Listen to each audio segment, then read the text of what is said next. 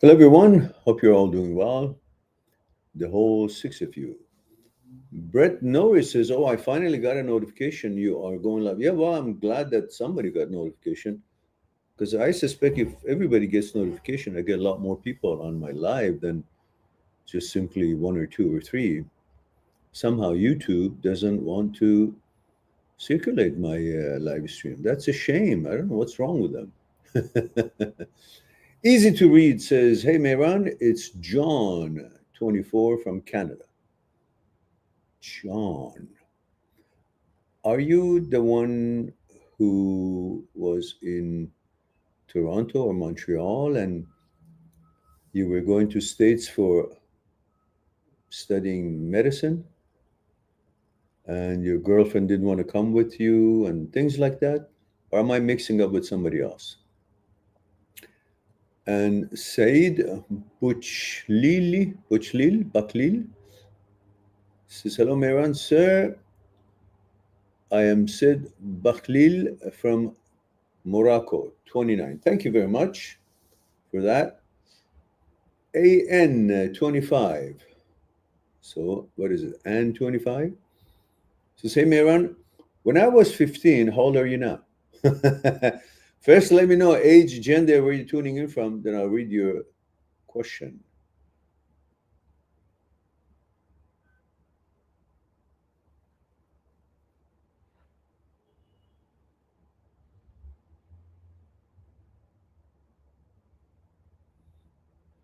Age 20, male from where?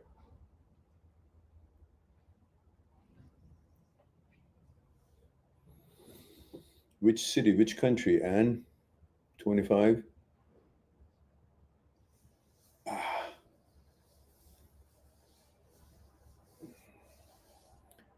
And Said Boklil says, "Hello, sir, I'm 29. I get groinal response in public places, interaction with friends. I get scared and I have that urge to look at some gender. Why I get that urge to look at some gender? That's HOCD. It's not a problem. Ultimately, you're the boss and you decide, well, I'm not interested." We somehow think that if we look at something that we don't like or we don't agree with what it suggests, then we will be protected from having to deal with something that we don't want.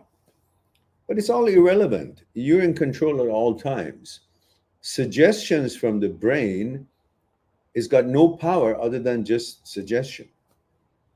But because you think it's the brain suggestion means you are what the brain says, that's a problem because you're not the brain and brain is not you. Once you understood this, then you don't care about what the brain suggestion is as you wouldn't care what the people suggestion would be. And you gauge it against your values. And when it's not in line with your values, you just diss it and move on. Somehow you believe that your brain is in a higher position than you are. But it's not true. Brain has no intelligence. And brain is an organ. And as any organ, it goes malfunctioning, gets fucked up, signals cross. It's not a entity to have logic of and wisdom and programmed as you are to know what it is that you are, what it is that you like, what it is that you're interested or not. It just splurge around things. And so that's where the malfunction is. And you got to treat it as an organ that needs your help to come back to its default setting. And in the meantime, until it comes back to default setting and automatically learns and conditions how you are, who you are, and it wouldn't really create all those suggestions anymore, you just deal with it as you would deal with an OCD, which it is what it is. There are 4 steps, like Dr. Schwartz have put in, so it can help you to reprogram and rewire your brain rather than being influenced by the secretions of your brain. So don't let that bother you. Just help to make the brain function as it should. And 25 says from Germany, Stuttgart. Aha. So now we go back to Anne. Anne says, when I was 15, I got HOCD. Yeah, okay.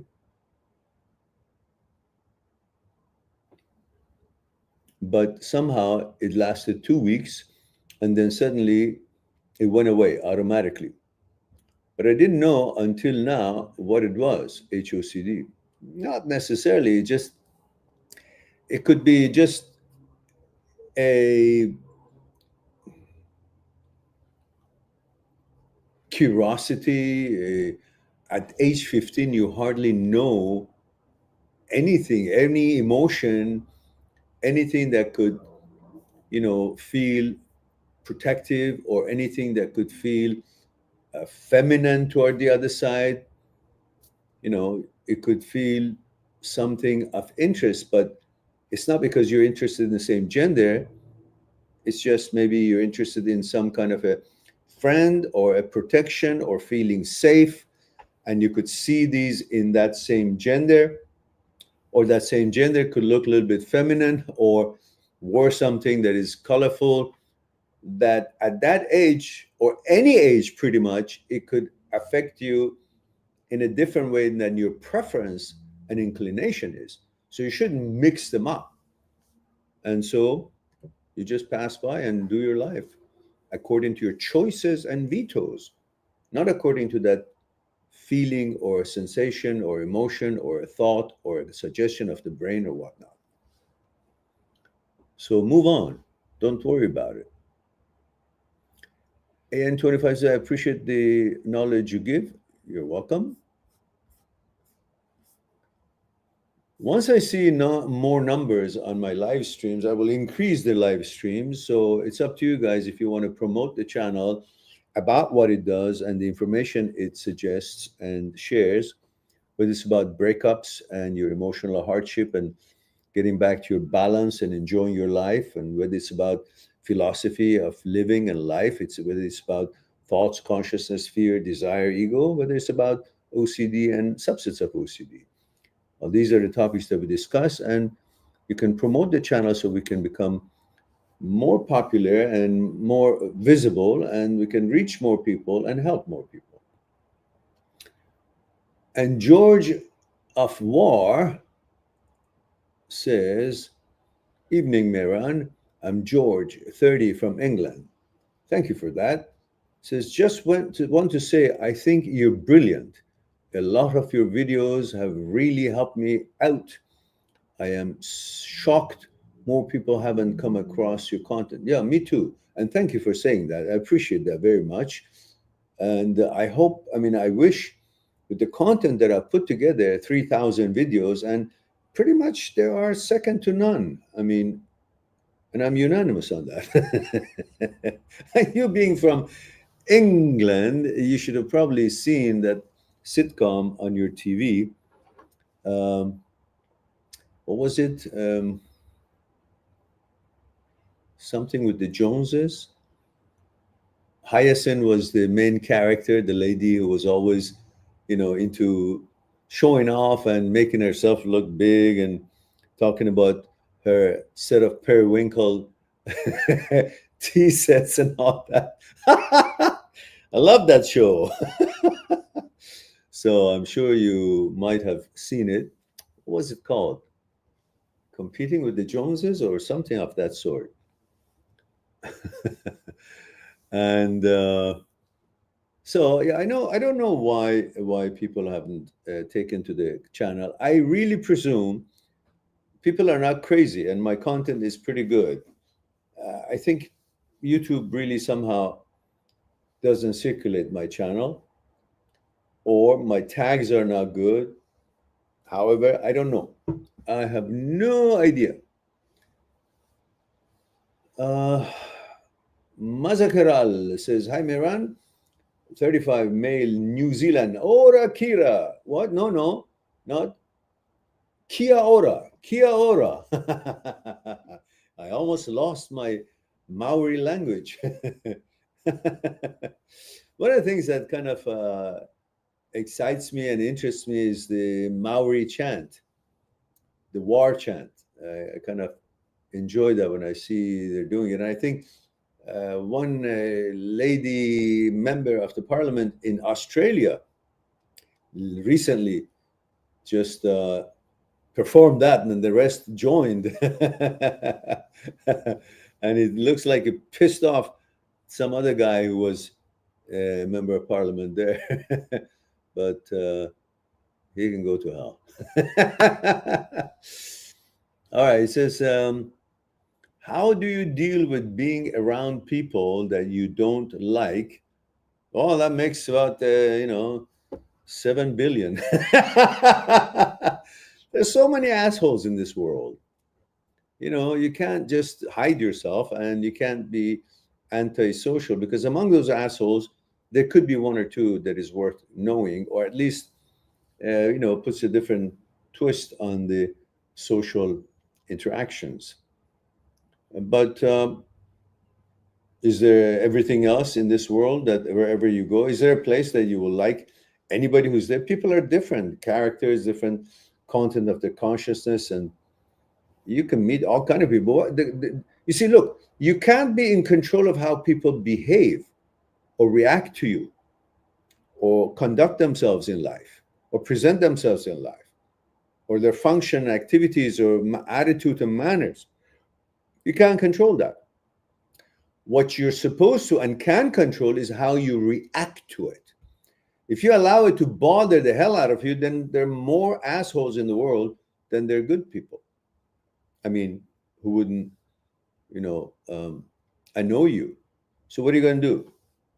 You're going to be bothered all the time? No. You got to understand that you have choices. If you don't like them, move away. Don't interact with them. And it says, like I do know and get very bad panic attacks and anxiety about the thoughts. But you're taking thoughts as a fact and actuality and truth, where thoughts have no power. They just happen to be forming in the screen of your head. Otherwise, they have no actual power. They cannot kill you. They cannot make you millionaires. They cannot cause to have $1 million in the bank by thinking about it. They cannot cause you harm someone by thinking about it. Thoughts have no power. They just affect you in a way that you think, what if that comes true? That what if is what you should break and destroy. Say, I will deal with it if it comes true. Not what if it comes true. What if? What do you mean? What if doesn't mean it has or it will. It's a question that the brain is trying to protect you, but it's overactive and creates all these fears and leads to anxiety and panic. When you feel anxiety is coming up, you just do a double breath, as I've taught you. Spoke about it. It's kind of a thing that psychotherapists use a electric shock treatment on a patient to get them out of the depression. And it works well because it's got no side effects and you can do it anytime, multiple times.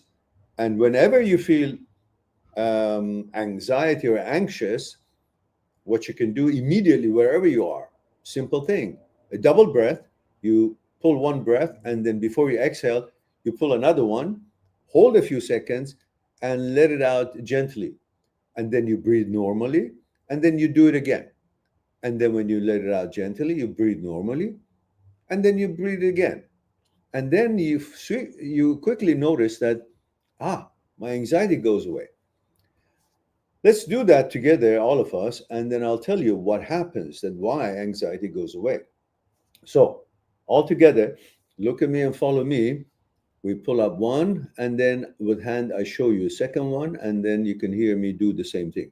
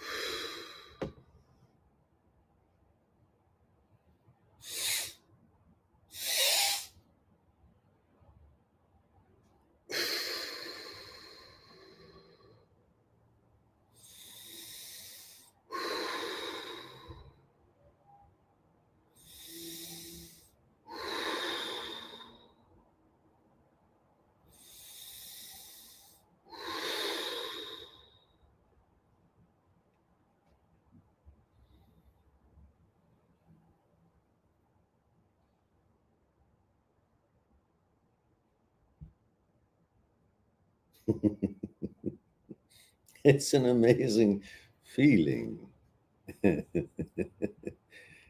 No more anxiety. None whatsoever. It's time for tea. It's beautiful. And now let's talk about let's talk about what happens.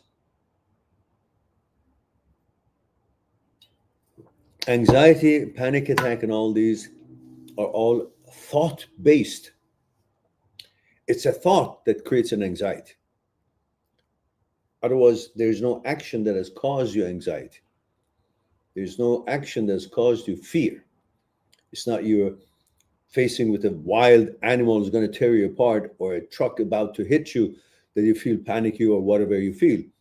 It's a thought, a train of thought that appears somehow, you instigate it or appears somehow, and you go into reacting to the thought. This exercise, what it does, cleans out the brain out of thoughts, takes you, awareness, out of your brain, out of thoughts where there is no thought. Thought is no longer part of your focus. And thought dissipates because the brain goes into the mode of following the mandate, which has got survival instinct in it. And therefore, you're no longer, the brain itself, its survival is depending on your survival. And it automatically goes out of the realm of making thoughts. So all thoughts disappear. Once thoughts disappear, which is the source of anxiety or panic, there is no anxiety, there is no panic, because the brain, even after a bunch of breathing, as we said, you can't find a thought. There's no thought in existence. Even if you want to look for it, first of all, you don't want to look for it, you're too relaxed. And even if you do, you see nothing there and just continue being relaxed. That's why this works for anxiety so well. And we go to Said Buklil. Says, thank you so much, sir. I notice when I get growing on response, when I watch movies who has good looking actor, I felt single pause, but if I check, nothing happens. They're normal size. Like my brain tricks me. It's because a good-looking man or a good-looking woman or a good-looking even a car, the brain associates all these with sexuality.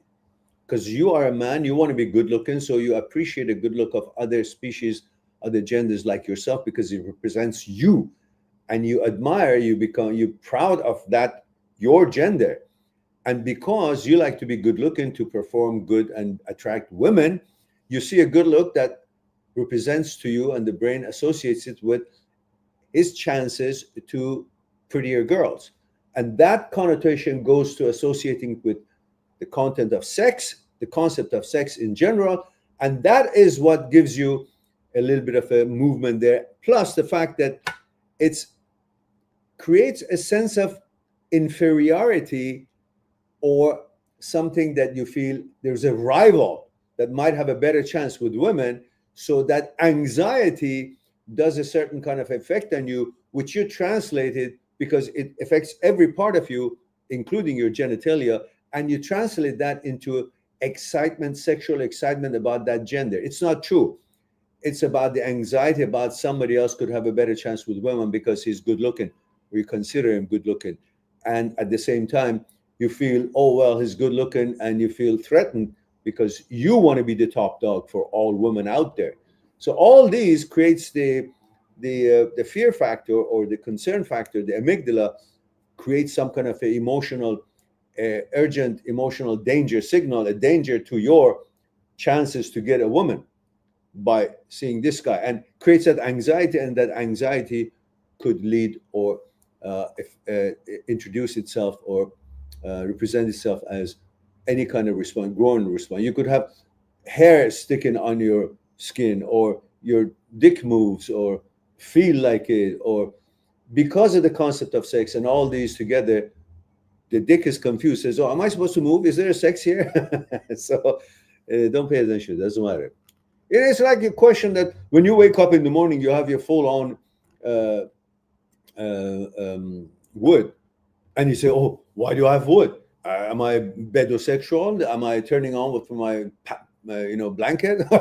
You don't question it. It's because you wake up and your hormones are like that, and other parts could be a fear or anxiety of a rival or the concept of sex. All of that, you're a guy. You get horny about anything, and most of the time it has nothing to do with what you necessarily are seeing. It has to do with what the brain interprets that as a concept connected to a concept of sex, and there you go, and that's it.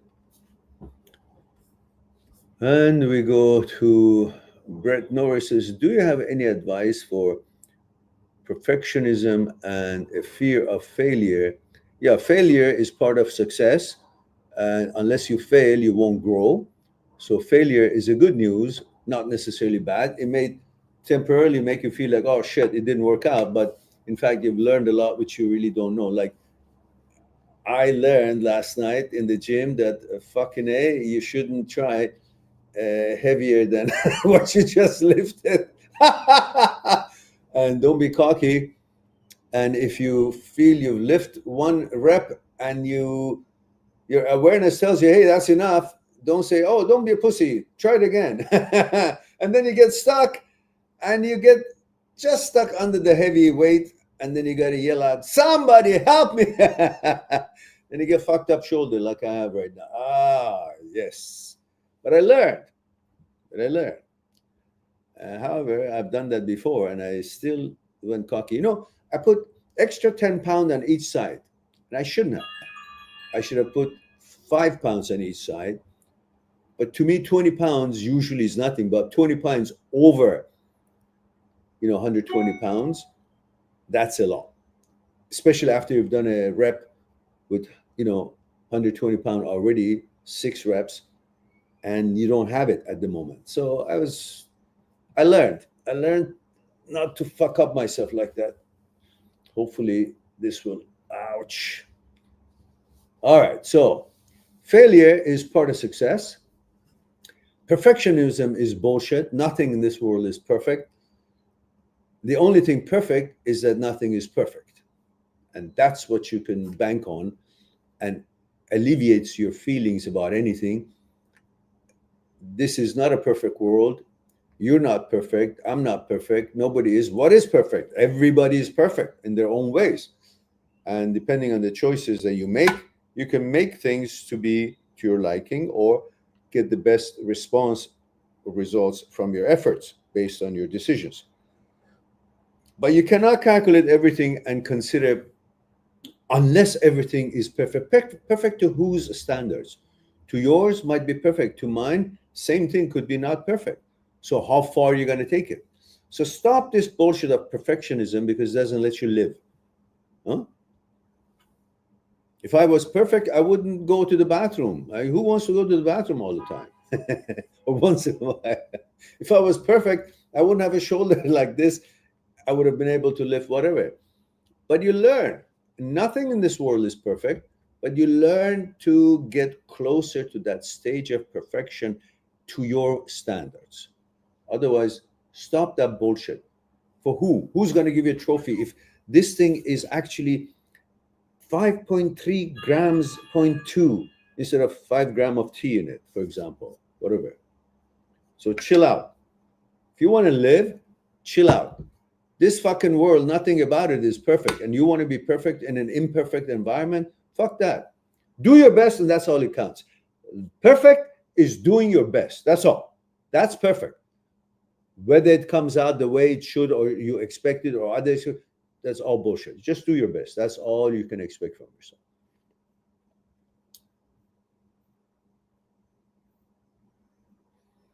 Yeah, don't wait until things are supposedly going to be perfect before you do something. Just do it and see how it goes, and do your best. That's all you can do. Do your best. That's all. All right, guys. I'm getting to the end of my live stream because I got to get ready to go see my mom. And and says, sir, do you have advice if HOCD has convinced you? HOCD doesn't exist as an entity, it's a thought. You stop believing you're the brain, you stop believing your thought. The thoughts are not you, you're not the thought. Brain is not you, you're not the brain.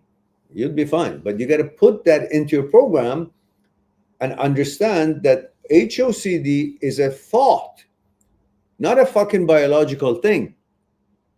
Even if you make your body react to the thought, that's not an evidence that the thought about HOCD, whatever you go through, is actuality or correct. It's the fact that the brain has the power to make the body react. That reaction is because the brain has the power to make the body react. It's not an evidence that what the brain conjured up about your inclination is got any truth to it. All right, guys, you know that you can always reach me for a private consultation on YouTube, on Skype, YouTube, forget YouTube. So you can go on my site, mindthat6truth.com, www.mindthat6truth.com. What happened? Oh, I was typing somewhere else. mindthat6truth.com. You can go on this site, and there's no spaces between the words. I fucked up.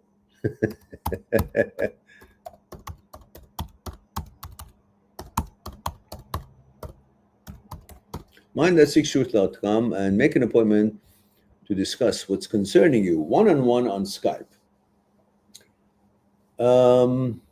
Pretty much it. If there's no more questions, it's time for me to mosey on out and get ready for my visit to my mother. All right, looks like there's no more question. All right, guys, it's time for me to say I love you all. Thank you very much for being here, giving the opportunity to share a thing or two with you. I look forward to our next live stream. In the meantime, be good to yourself and to the others. I'll talk to you soon. Bye for now. Subscribe on my channel, visit my channel, and go through the videos that you might be interested in. mindthat6truth.com is making it one step away to talk to me one-on-one on Skype and discuss what's concerning you. I'll talk to you soon.